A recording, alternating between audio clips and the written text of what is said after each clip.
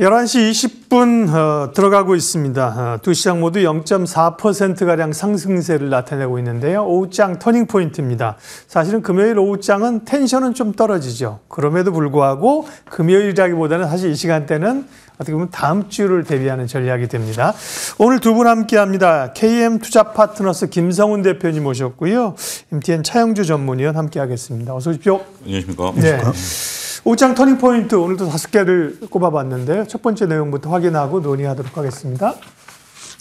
미국, 일본 증시 최고가, 유럽도 그렇습니다. 네, 그 가운데 엔비디아 효과죠. 강력한 엔비디아 효과. 국내 증시도 상승세가 지속될까? 결국은 단기적으로 보면 다음 주 시장이 어떻게 될까? 이런 전망이고요. 또 단기적으로 체크 포인트까지 좀 점검을 하도록 하겠습니다. 김성훈 대표님. 그러니까 일본, 미국, 유럽 사상 최고치 가는 거 보면 우리가 사실은 그만큼은 아닌데, 그죠? 우리도 이제 추가적인 상승세를 이어갈 것으로 보십니까? 네네. 일단 추가적으로 저희가 이제 다음 주에 변수들이 이제 26일 날 밸류업 관련된 이제 프로그램 정부 발표가 그렇죠. 있을 거고, 그다음에 29일 날도 또 이제 정부 정책적인 이슈들이 계속해서 나오는데 저희가 주목해야 될 점은 3월 1일 날 발표된 이제 수출 관련된 데이터들을 우리가 통계적으로 봐야 되는데 사실상 핵심적으로 반도체와 자동차의 이런 수출에 대한 그 부진 이슈가 조금은 나오고 있다는 것이고요. 일단 자동차 업종 중에서는 일부 이제 수급적인 요인이 이제 존재를 하면서 이제 한 10%대 이하로는 이제 감소폭을 보일 것으로 예상이 되는데 반도체 쪽으로는 꾸준히 30%대 이상의 수출 증가율을 보일 것이라고 예상이 되면서 앞으로의 주가의 흐름의 바로미터가 될 이런 데이터적인 요소들을 집중적으로 우리가 보시는 것이 맞을 것 같다라는 생각인데 앞으로는 이제 아까 말씀드렸듯이 일단 주가 시장에서는 투자 섹터의 방향성을 잡기에는 우리가 옥석 가리기와 섹터 투자는 일단 앞으로의 말씀드렸던 반도체 수출 증가율이 한 39%가 예상되는 된다는 점에서 지속적인 우리가 이 반도체 섹터에 대한 중장기적인 투자 전망을 예측을 할 수가 있을 것 같습니다. 네. 차영주 위원님께서는 다음 주 전망 어떻게 보시는지, 그 다음에 이제 코스피와 코스닥으로 보게 되면 밸류업은 따로 좀 이따 얘기할 거고요. 코스피, 코스닥 보게 되면 이제 어느 시장이 조금 더 상대적으로 우위를 갈 수 있을까요? 일단 양시장부터 비교를 해본다라면 전반적으로 봤을 때는 아직은 코스피가 좀 우위일 수밖에 없는 그런 부분들이 아닌가 싶습니다. 일단 엔비디아발 훈풍이 우리나라의 이제 하이닉스와 그와 관련된 밸류체인과 관련된 것들로서 전이가 되고 있죠. 삼성전자는 현재 지금 엔비디아 수혜를 좀 오롯이 못 받고 있다 보니까 상대적으로 저조하긴 합니다만 하이닉스가 살아있다라는 점이 상당히 좀 의미가 있죠. 그리고 대표님 말씀하신 것처럼 이제 다음 주에 이제 밸류 프로그램들이 나온다라면 그 수혜를 받을 수 있는 것은 오롯이 코스피 쪽이다. 라고 측면에서 본다라면 코스피 시장이 코스닥 시장보다 코스닥 시장에서의 개별적인 이슈가 나올 만한 것들은 아직까지는 조금 미진하다라는 부분에 있어서는 더군다나 이제 우리나라 주식시장의 특징 중에 하나가 쏠림 현상이 나타나면 그 쏠림 현상이 더욱더 가속화될 가능성이 있다라고 보면 코스피 시장에 대한 비교 우위는 여전히 있을 수 있다라고 좀 말씀드릴 수가 있겠습니다. 다음 주에 우리가 한 가지 이제 다음 주부터 염두해야 될 사항들이 있습니다. 네. 바로 벚꽃 배당이 이제 시작된다라는 겁니다. 2월 말부터 이제 금융주들의 이제 배당락이 이제 시작이 되는데요. 그래서 이제 3월 달까지 우리가 약 700여 개 기업들의 현대기아차도 마찬가지고요. 이 배당락들이 이제 줄줄이 이어지고 됩니다. 그것이 이제 밸류 프로그램과 맞물리면서 우리가 이제 이런 것들의 배당락을 어떻게 이겨낼 수 있는가 이런 부분들도 이제 초미의 관심권에 들어왔다라고 말씀드릴 수가 있기 때문에 일단 지금 글로벌 시장 강한다 하더라도 우리는 이제 2월 말 3월로 넘어가면서 배당락을 이겨내고 올라갈 수 있는 그리고 밸류 프로그램을 오롯이 받을 수 있는 기업들로 종목별의 변동성의 확대도 대비하셔야 되지 않을까 싶습니다. 네. 다음 주 오후장을 포함해서 다음 주 투자 전략 먼저 좀 점검을 해봤고요. 두 번째 터닝 포인트 보겠습니다. 두 번째는요. 엔비디아 훈풍 타고 솟아오르는 반도체 그중에서 SK 하이닉스. 오늘도 SK 하이닉스가 강한고요. 16만 원까지 올라왔습니다. 하이닉스에 대한 전망. 그 다음에 반도체에 대한 전체적인 전략. 다시 HBM으로 집중하는 것이 맞는 건지 하이닉스 반도체 전략 듣겠습니다. 차영주 의원님. 예. 제가 그동안 MTN에서 하이닉스는 좀 모아가십시오라고 꾸준히 말씀드려 왔었던 겁니다. 대표적으로 두 종목, 한미반도체와 하이닉스는 모아가십사라고 꾸준히 말씀드렸고, 어떠한 흔들림이 있을 때마다도 계속해서 모아가시라고 말씀을 드렸는데, 이것은 이런 흐름으로 여러분들이 보셔야 될 것 같아요. 지금 이제 비싸냐 안 비싸냐라는 논란보다는 지금은 엔비디아가 지금 이제 각광을 받을 수 있는 게 인공지능 시대이기 때문에 이 AI의 개발 속도가 굉장히 빠르다라는 거죠. 여러분들 소라 AI가 나오면서 저는 깜짝 놀랐습니다. 불과 2개월 전에 소라 AI와 같은 AI가 뭐 예를 들어서 차윤주가 빵을 먹는 장면이다라고 한다라면 그게 이제 입이 막 삐뚤삐뚤하고 했습니다만 지금 정확히 진짜 제가 먹는 건지 인공지능이 만들었는지 모르게 이제 진화가 됐거든요. 이 속도가 차영주 워낙 의원님은 살을 빼시려고 빵을 안 드십니다. 이렇게 나와야 되는데. 네, 그래야 되는데 거기 이제 여전히 그 걔는 학습한 게 있기 때문에 네. 그렇게 이제 대답을 하는데 그런 것들을 보면 저는 이런 흐름으로 보셔야 될 것 같아요. 지금은 일단은 제가 항상 말씀드렸던 올 여름까지는 하드웨어에 집중하자. 지금은 이 물결은 B2B 시장입니다. 우리가 네. 애플이나 테슬라처럼 B2C 시장이 아니라 B2B 시장이 거대한 물결이 되고 있고 지금은 인공지능 투자를 안 하면 도태됩니다. 기업들이. 네. 이걸로 나중에 돈을 버느냐 안 버느냐는 문제는 차후 문제라고 보게 된다면 인공지능과 관련된 그 하드웨어에 대한 투자 여전히 관심을 가지셔야 된다라고 말씀드릴 수가 있겠고 단지 이제 여기서 구분해야 될 것은 이제 삼성전자도 GPU를 만들고 여러 가지 하고 있습니다만 지금 당장은 물량 공세입니다. 그렇기 때문에 이들이 개발되고 난 다음에는 시간이 늦는다라는 거죠. 지금 기다려줄 수가 없습니다. 많은 기업들이 엔비디아에 줄을 서서 물건을 받아가는 그러한 입장이기 때문에 이 흐름을 일단은 인정하자. 언제까지? 올 여름까지. 그 다음에 이제 소프트웨어로 넘어가는 그런 흐름들을 봐야 된다면 저는 여전히 하이닉스나 한미반도체에 대한 부분들, 엔비디아에 대한 부분들, 제조업은 항상 문제는 그거예요. 언제나 과잉 공급으로 끝이 나기 때문에 영원히 지속될 수는 없습니다만 지금은 우리가 이 파티를 겁낼 그런 어떠한 상황도 없다. 저는 그렇게 말씀드리고 싶습니다. 인공지능의 아버지라고 불리는 샘 알트만이 얼마 전에 그 얘기했잖아요. 지금 나오고 지금 보고 계시는 거는 애플의 아이폰 1 수준입니다. 그죠? 계속해서 이제 발전한다고 얘기했잖아요. 예, 우리 애플 모멘텀도 봐야 될 것 같아요. 그러니까 이제 지금은 우리가 애플이 이제 워렌 버핏이 애플 주식을 좀 팔면서 관심 있으신 분들이 좀 안타깝긴 하겠습니다만 처음에 우리가 이제 애플이라는 것이 이 휴대폰이 들어왔을 때는 없던 생태계를 만들어낸 거 아니겠습니까? 근데 이제 생태계가 어느 정도 유지가 되다 보니까 그 애플 이것이 아니잖아요, 위원님. 예? 애플 아니잖아요. 그러니까 이제 휴대폰이라는 것이 만들어졌을 때 이제 그런 부분들이 있었는데 애플이 그동안 지속할 수 있었던 것은 하드웨어, 소프트웨어를 같이 갖고 있었죠. 근데 엔비디아는 하드웨어만 갖고 있기 때문에 이 성장성 분명 한계가 있긴 합니다. 하지만 말씀하신 것처럼 애플 모멘텀과 같은 이러한 새로운 인공지능에 대한 패러다임이 바뀌고 있기 때문에 저는 지금은 우리가 이 하드웨어에 대해서 겁을 낼 필요는 없다. 저는 조금 다소 공격적으로 말씀드리고 싶습니다. 김성훈 대표님도 아까 이제 시장의 주도 흐름으로 반도체를 좋게 보셨습니다. 다만 뭐 투자자들이 뭐 SK 하이닉스 같은 경우는 안정적으로 올라가지만 이번에 삼성전자가 좀 키 맞추지 않겠어? 그런 분들 사실 삼성전자가 좀 못 따라가고 있고요. 뭐 HBM에서 온디바이스, CXL 뭐 또 있죠. 뭐 정신없이 돌아가가지고 그죠? 반도체 전략 좀 알려주세요. 네, 일단 삼성전자도 사실 최근에 이제 뉴로모픽이라고 해가지고 이런 CPU 관련된 시스템 반도체에 대한 투자를 단행한다고도 발표를 했었고, 뭐 일단 HBM3E를 바탕으로 SK하이닉스가 시장에서 2분기 성장도 가파라질 것이라는 기대감이 있습니다.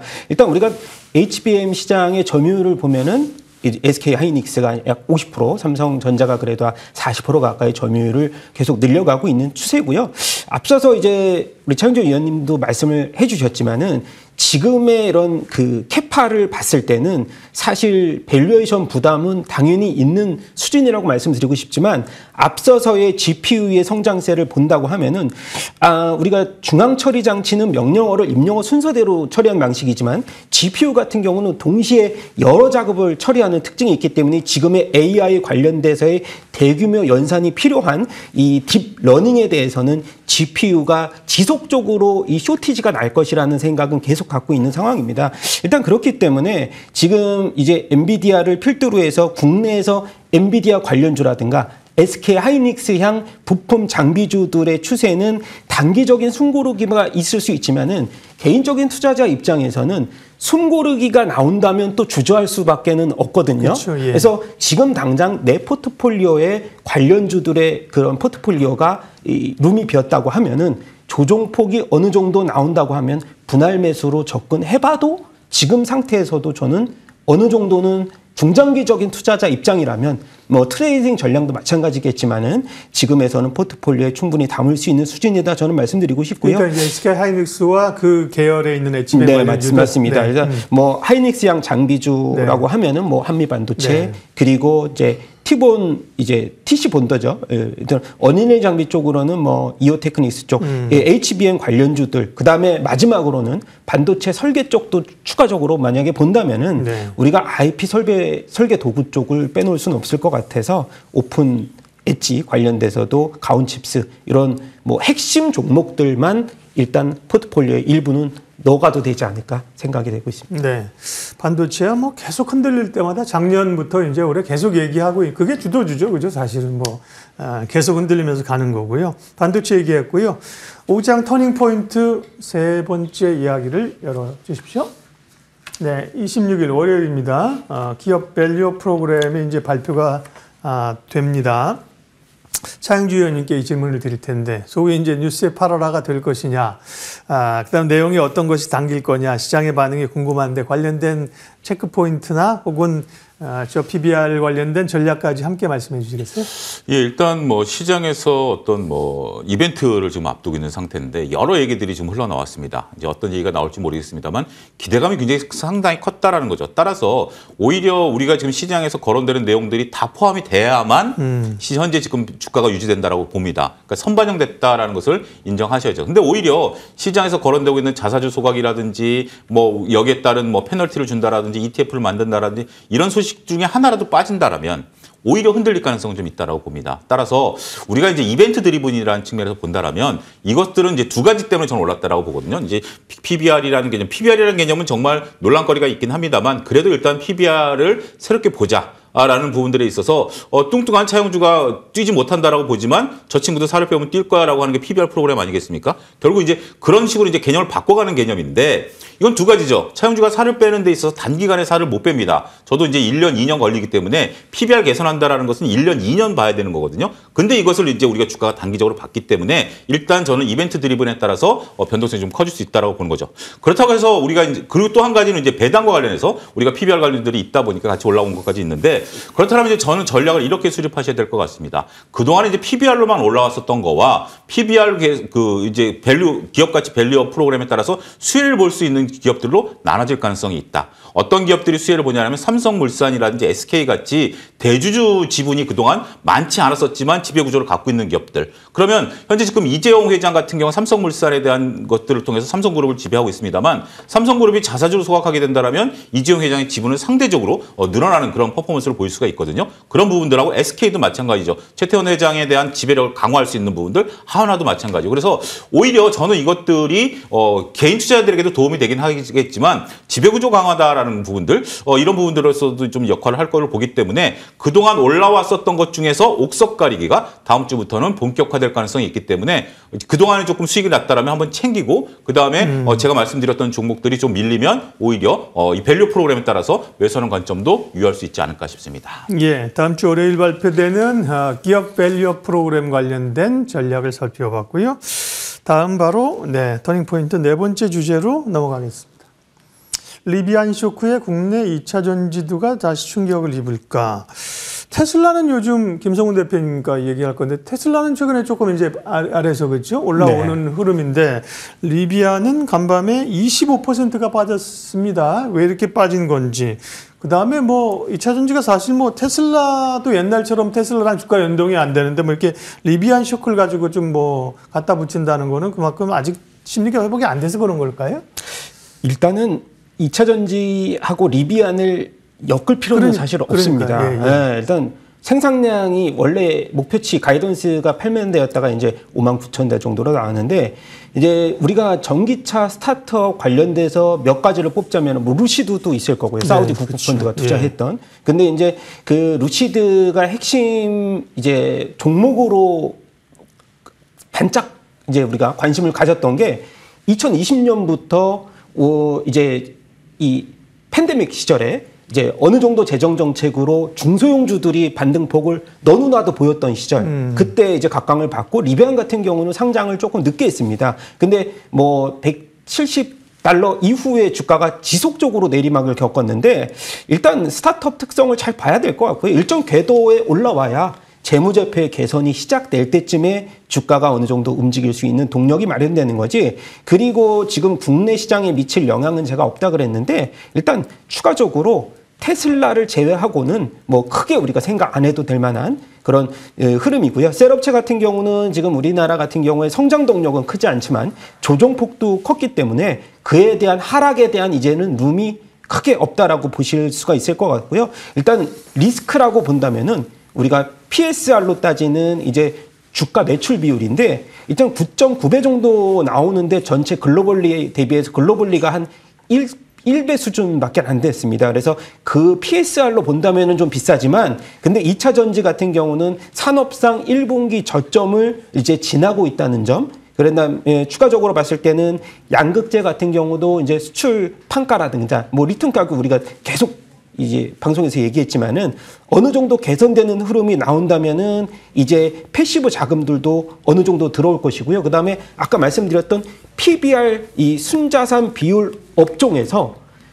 어느 정도의 반등폭 이후에 순환매가 돌아온다면 2차 전지는 한 번 정도 다시 우리가 관심을 보일 만한 주목을 받을 만한 섹터이기 때문에 버리지 말아야 된다라는 의견을 갖고 있고요. 추가적으로 종목을 좀 말씀을 드리자면 네. 엔캠의 사례를 조금 더 본다면은 우리가 중국 비중이 한 60%대 있는 분리막 시장에서 또 관심을 한 번은 가질 수 있을 건데 국내 기업 중에서도 분리막 시장에서 뭐 두세 개 종목 우리가 추려낼 수가 있을 것 같아요. SK 아이테크놀로지라든가 그다음에 WCP 관련주들이 중국의 캐파를 조금 더 가져올 수 있는 기업 중에서 이게 당장 숫자가 나온다는 뜻이 아니고 네. 수급적으로 옮겨 탈 수 있는 하나의 스토리가 마련이 된다는 점도 한번 기억을 해보실 만한 네. 요점이다. 2차 전지에 대해서 네, 또 중심을 딱 두 분 말씀이 이제 딱 중심을 잡아주셔서 굉장히 도움이 됩니다. 마지막 터닝 포인트 확인하죠. 다음 주 공략해 볼 만한 종목입니다. 김성훈 대표님은 지난 2월 16일이니까 지난주죠. 한정 KPS를 말씀하셨는데 좋은 상승률. 원전 얘기도 또 슬슬 그죠? 정책 관련해서 흘러나오고 잠깐 리뷰해 주시고 오늘 또 관심인지 말씀해 주세요.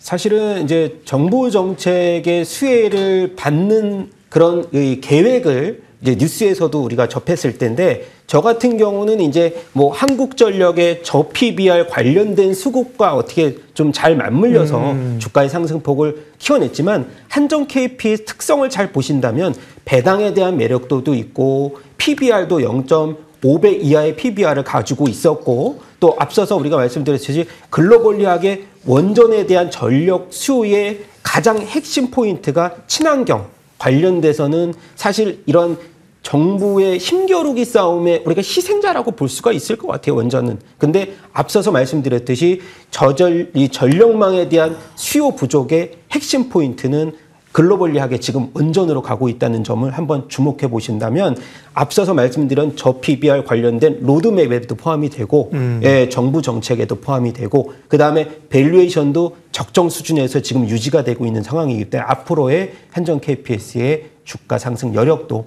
한번 지켜볼 만하고요.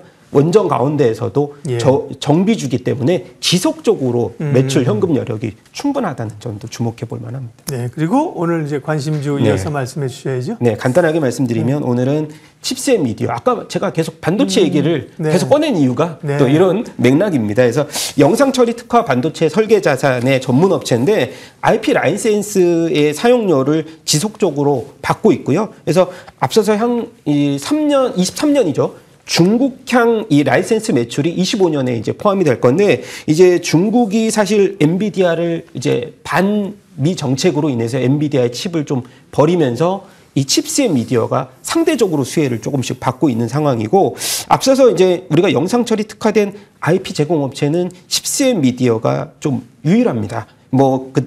경쟁 업체를 잠깐 말씀드리자면 프랑스, 중국 이 두 개밖에 없고요. 그리고 추가적으로 이제 IP 설계의 이 설계 자산의 이 라이센스가 계속해서 우리가 중점적으로 시장에서 주목해야 될 만한 이 챗 GTP 스토어의 핵심 부품으로 자리가 잡을 수 있기 때문에 칩셋 미디어의 성장 동력을 한번 주목해 보시면서 목표가는 4만 원, 손절가 29,000원 제시를 해드리도록 하겠습니다. 김성훈 대표님의 관심주 칩셋 미디어였고요.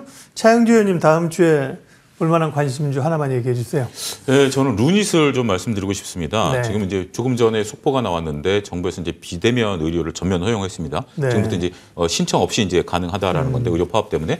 근데 인성정보 주가를 좀 보고 있는데 이 소식에서 지금 물량들은 들어오고 있는데 매도 물량을 아직 소화시키지 못하고 있는 것 같아요. 근데 결국 이제 비대면이 이제 실시되면 여기서 이제 수혜를 볼 수 있는 부분들은 나중에 문제로 본다 하더라도 제가 루닛을 보는 이유 중에 하나는 의료용 AI에 대한 그 성장 가능성입니다. 근데 지금 이제 기술적 분석으로 보면 딱 매수 타이밍이 좀 온 것 같아요. 그러니까 결국 우리가 이제 그 루닛 같은 경우 매출이 늘어나고 있습니다. 아직까지는 적자인 회사지만 매출이 늘어난다는 것은 스타트업이 갖고 있는 전형적인 좋은 모습이거든요. 매출이 안 늘어나는데 이익이 난다. 스타트업은 그건 다 소용이 없습니다. 지금 매출이 가장 중요한 시점에 루닛이 그것을 나타내고 있고 또 주가 또한 우리가 한 차례 퍼포먼스 이후에 다시 조정을 받고 트레이딩하기 좋은 위치의 차트상을 만들어냈다라고 저는 보여집니다. 따라서 우리가 이제 비대면과 관련해서 비대면 관련주를 따라가기보다는 결국 의사가 필요 없이 의사의 보조적인 역할을 할 수 있는 루닛을 한번 다음 주에 의료가 좀 격화되는 거와 맞물리면서 한번 공략해 보셔도 되지 않을까 말씀드리도록 하겠습니다. 목표가는 단기적으로 한 8만 원까지 좀 제시해 드리겠고요. 손절가는 6만 원 정도 제시해 드리도록 하겠습니다. 예, 오장 터닝 포인트 두 분과 함께 아주 깔끔하게 정리했습니다. KM 투자 파트너스 김성훈 대표님 그리고 MTN 차영주 전문위원님 두 분 함께 했습니다. 고맙습니다.